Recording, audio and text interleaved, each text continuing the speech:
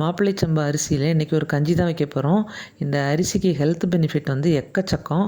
உங்களுக்கு அது வேணும்னா கூகுளில் போய் தேடி பார்த்தீங்கன்னா ரொம்ப டீட்டெயிலாக அதுக்குள்ள ஹெல்த் பெனிஃபிட்லாம் பற்றி இருக்கும்.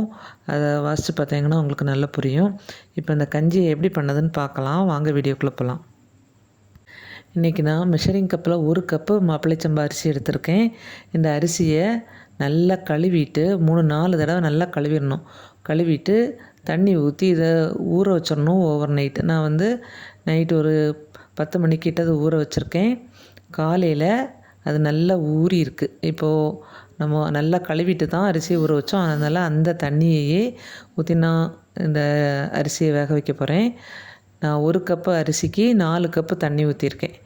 அந்த ஊற வச்ச தண்ணி போக எக்ஸ்ட்ராவாக பைப்பு தண்ணியும் ஊற்றிருக்கேன். ஊற்றி மூடி குக்கரில் ஒரு 8 விசிலுக்கு போட்டிருக்கேன். நீங்கள் வந்து அரிசியை ஊற வச்ச பிறகு எடுத்து மிக்சியில் போட்டு அரிசியை மட்டும் தனியாக எடுத்து மிக்சியில் போட்டு அதை குருணையாக பொடிச்சிட்டு வேக வைக்கிறதா இருந்தால் ஒரு 5-6 விசில்லே வெந்துடும்.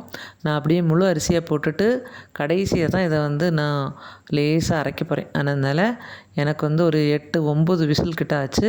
அப்போ தான் அது சாஃப்டாக வேகும். இத்தனை விசில் போடும்போது அடி பிடிக்குமோன்னு உங்களுக்கு டவுட்டாவோ பயமாவோ இருந்துச்சுன்னா தண்ணியை வந்து 1 கப்பு கூட எக்ஸ்ட்ரா வச்சுக்கிறதுனால ஒன்றும் பிரச்சனை இல்லை. ஏன்னா நம்ம கஞ்சியாக தான் குடிக்க போகிறோம். இப்போ அரிசி வந்து வெந்தாச்சு.